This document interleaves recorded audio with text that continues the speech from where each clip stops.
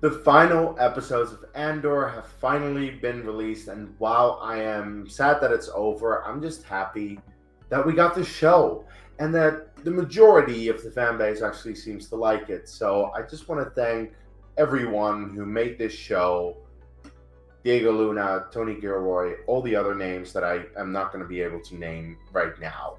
Thank you so much. This was a joy. But in this review, I just want to talk about the final three episodes, episodes 10 through 12, Make It Stop, Who Else Knows, and Jedha Kyber Urso, because I have a lot of thoughts and I had so many emotions while I was watching this. But the first episode gets straight into it when Lonni just contacts Luthen and he's like, I've got names, I've got things you need to know about what we know as the Death Star. And what I found interesting is that despite the fact that, the very first movie, 1977, had the Death Star and it already blew up, we already knew that, this show still can give it more weight and more dread. Like, there's just the overall dread and the urgency of like, oh, this can really fuck shit up and we need to do something with it. So I love how the show is just able to enhance the original movie even more, because nothing against the original movie, I love the original Star Wars, but this show just adds so much more to it, I feel. And I also feel that Andor has really shown us how there were so many issues with that first Death Star, with the construction, with waiting for Gorman to clear, and then finally for them to be able to get the calcite that they needed, that it actually makes sense that when they made the second Death Star, there were not as many issues because they had already figured all of it out for the first one. So the second one was done a lot quicker than the first. But anyway, after all that Lonni has done for Luthen, Luthen decides to kill him. And I feel very bad for Lonni, honestly. Like, I was thinking, the first thing when I saw him, like, what about his wife and child? Like, are they going to be okay? Are they safe? Are they all right? I'm like, Jesus Christ, Luthen, I know it's all for the cause, but is it so bad to have him live? I suppose in a sense it is, because Lonni can maybe reveal secrets and he doesn't want that because, well, what he does to himself, I'll get into that in a moment. But yeah, Luthen is ruthless when it comes to the cause, and he instantly realizes when he needs to do certain things, it seems. But Luthen quickly manages to tell Kleya what he knows from Lonni, and then he returns to his shop. And then we have just the biggest oh shit moment that I remember in this show, when Dedra shows up in front of Luthen's shop. I was like, oh boy, how quickly is she going to reveal it, or is he going to reveal it? Quite quickly. They don't really mince words too much. Like, they put up a facade at first, but they quickly get into it about the fact that she has finally found access after searching for him for so many years. Congratulations, Dedra. You found him. What now? Oh, right. He attempts to kill himself because he knows he does not want the Empire to let him talk at all. He just needs to keep it quiet. And that's probably the same reason why he killed Lonni. That's probably the reason that he's killed so many people over the years. Like, he needs to essentially make sure that no one knows anything about this. And that's exactly the reason that Dedra is like, get a med team here. We need to keep him alive because we need to interrogate him. And in the meantime, Kleya is trying to do the exact opposite. Kleya, despite the fact that essentially Luthen was a father figure to her, needs to pull the plug on him. And that was heartbreaking already, like the fact that she had to do that. But then we also get flashbacks. I was not expecting flashbacks, but we got them. Very reminiscent of the very first episode, the very first arc of season 1 of Andor, where we had flashbacks for Cassian. Again, we're getting them here, but this time for Kleya and Luthen, how they found each other. That apparently he was in a battle and he found her, and they set off to do their scheming together when she was just a child, really. Like, it was interesting to see that. But I thought they were very nice, good scenes to essentially develop some character between Kleya and Luthen. And I actually kind of appreciated seeing Naboo. At least I think it's Naboo. Pretty much everyone that I've seen has said, oh, that's Naboo. So kind of is. It was very nice to see all of that unfold. But in the present, we see how Kleya is infiltrating the hospital to finally get to Luthen, and we see she has been trained well over the years. She has definitely made her way in the spy world, essentially, like how she's able to find a disguise and find things to make sure that she gets up to him. And when she finally does get up to him, it's heartbreaking because, especially after seeing those flashbacks, you know how much he means to her, how much he's meant to her, how much they've meant to one another over the years. And despite the fact that she knows she needs to do this, it's still not an easy thing to do, because would you be able to kill your own parent even if you know you need to do that, because otherwise things could get worse? Again, like, it's all for the cause, but there's the human factor of, being a nice person and having relationships.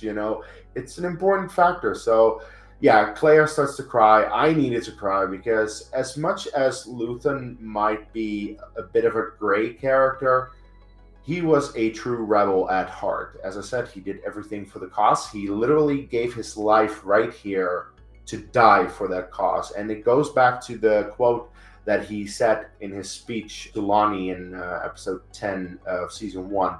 He was fighting for a sunrise that he knows he'll never see. He was always going to die. He knew that. And he's just doing this so that other people can see the end of it, see it all the way through to the end, where the rebellion wins and the Empire falls. Luthen, damn. Now, someone who is also unlikely to see how it all ends is Dedra, because while she found access, she did a couple of things that the Empire is not entirely happy with. I'll get into that a little bit later.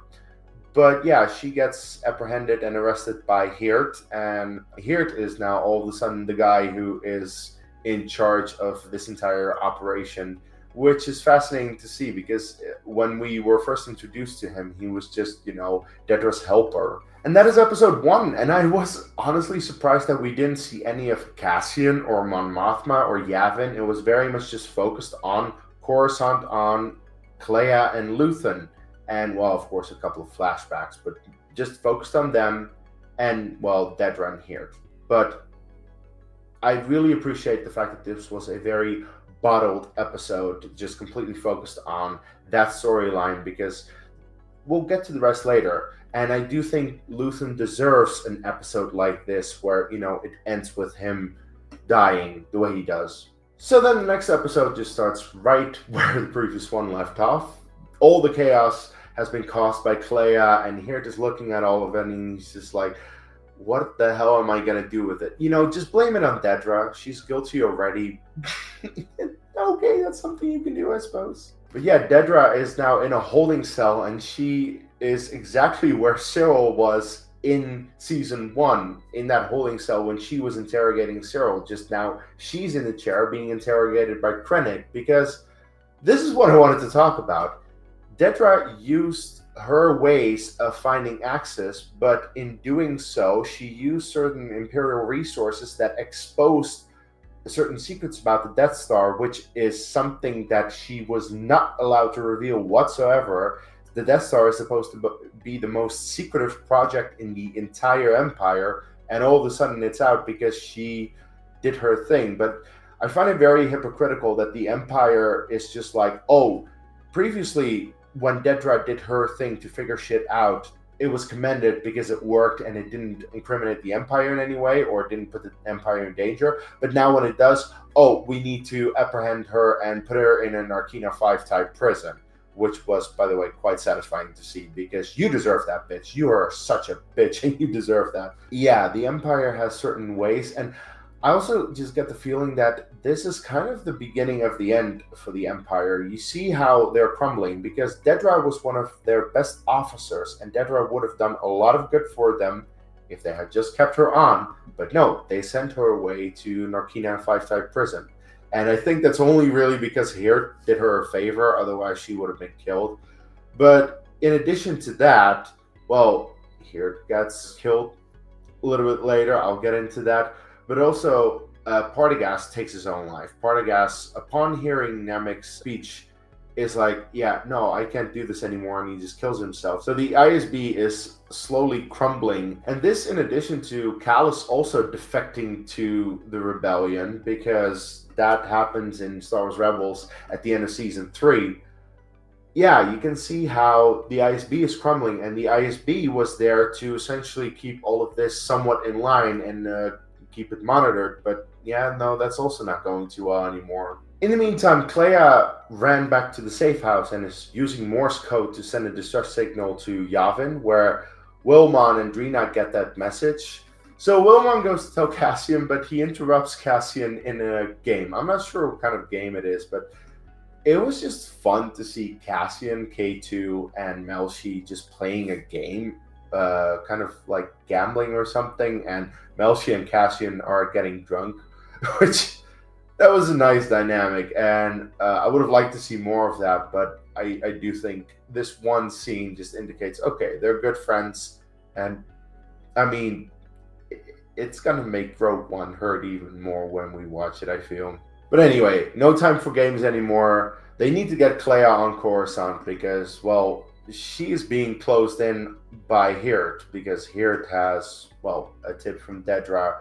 And this once again goes back to the very first arc of season 1, where essentially the bad guys and the good guys are both closing in on, the MacGuffin person, and the good guys get there first, but the bad guys will come in, and you know that once they're both there will be some kind of a battle between them, some kind of a fight, which, yeah, that this really added to the tension. And then also the moment that the comms go down, I was literally just screaming like, Cassian, just stop trying to contact K2, get to Kleya and get the fuck out of there. I was very stressed during this scene. But Cassian and Melshi are not good enough to extract Kleya alone. They need K2's help. I really love K2 in this scene, by the way. Just his dry humor, like he just says no, throws a guy off the bridge. Like, classic K2, hasn't lost its touch compared to what we know from Rogue One, and also just adding a bit of levity to an otherwise very tense and serious scene. So the Imperials go up, and they initially get the wrong room because they're on the wrong floor, so they need to go up one level, but just before they get there, the episode ends. This has been a criticism that I've had for pretty much the entire show. Hardly any episode of Andor actually properly ends. They all just kind of fade to black and then directed by, and it's like, oh, but I gotta watch the next episode because it's a continuing story every time. Yeah, I mean, of course, it had to be done once again. Makes sense. So yeah, the next episode just picks up where the previous one left off. K2 actually has a really badass scene where he literally uses Hirt's body as a human shield in front of him. That was kind of funny, and also like, yeah, Hirt, you deserve that because you're a piece of shit. And then we go over to Yavin, and we see that Mon is trying to talk to Saw, but, well, they're not exactly friends, and this conversation is just frustrating. It's like they have info that they can share with one another to put it together to, probably get rid of the Death Star quicker than they do. I know they get rid of it, but it could have been done a lot quicker, a lot easier, I feel, if they had just gotten along. And this just indicates, yeah, there is a rebel alliance, somewhat. They are together, but not everyone is on the same page. And that also goes for the senators that we see, because we once again see the senators from Rogue One, and Admiral Radis. Was very cool to see them again. There's a part of me that feels they could have maybe done a bit more, because, for example, Merrick is not there, and I feel maybe there could have been others, but there's, to be fair, only so much that one episode can really do. So for what they had, it was alright.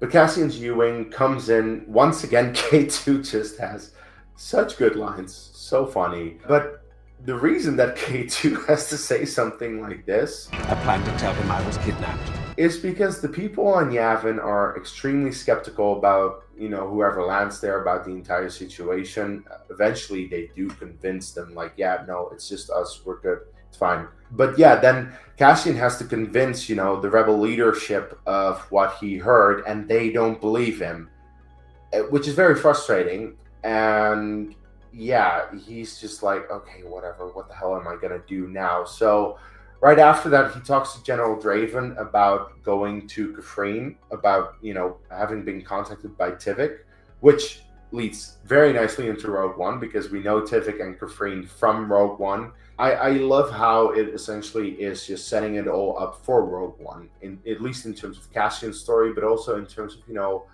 Mon Mothma, the rebel leadership, all that kind of stuff. It's connected really well. Anyway, after that, Vel and Wilmon are told about Luthen's death, which of course upsets them.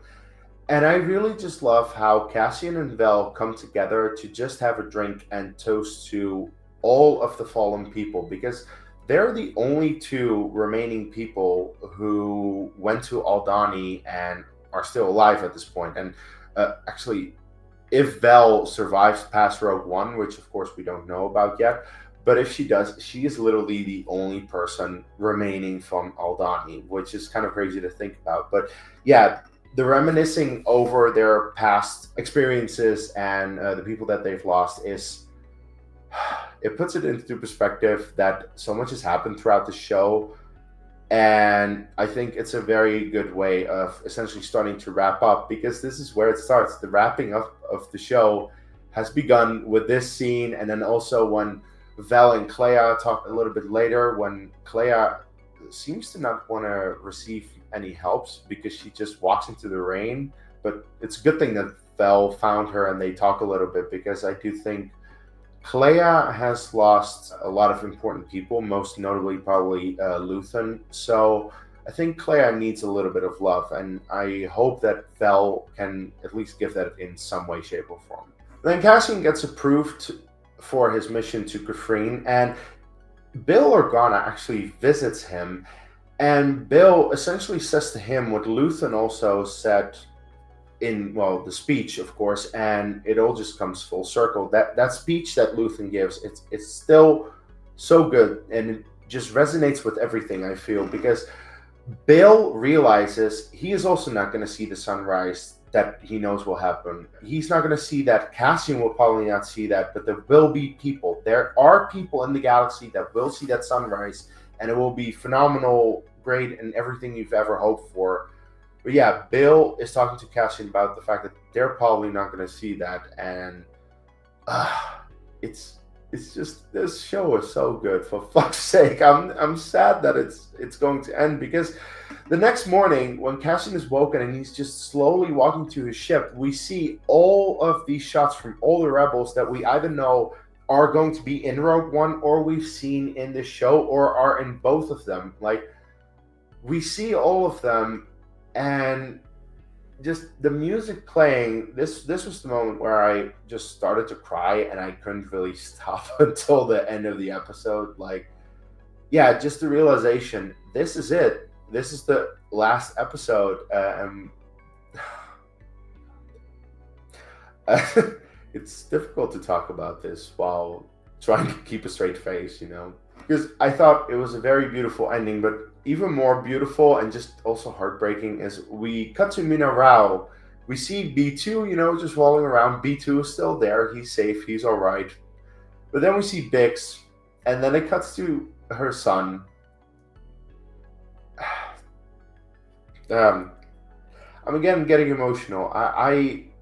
The moment that I saw that, my jaw was on the floor, and I was crying so hard, and I was kind of upset that I didn't record a reaction video, because I thought that could probably make for a pretty good reaction. But yeah, just the fact that Cassian had a son with Bix gives a lot of hope essentially for the future, because they are still alive and they're never going to give up fighting, and they will probably see that sunrise that Luthen was talking about.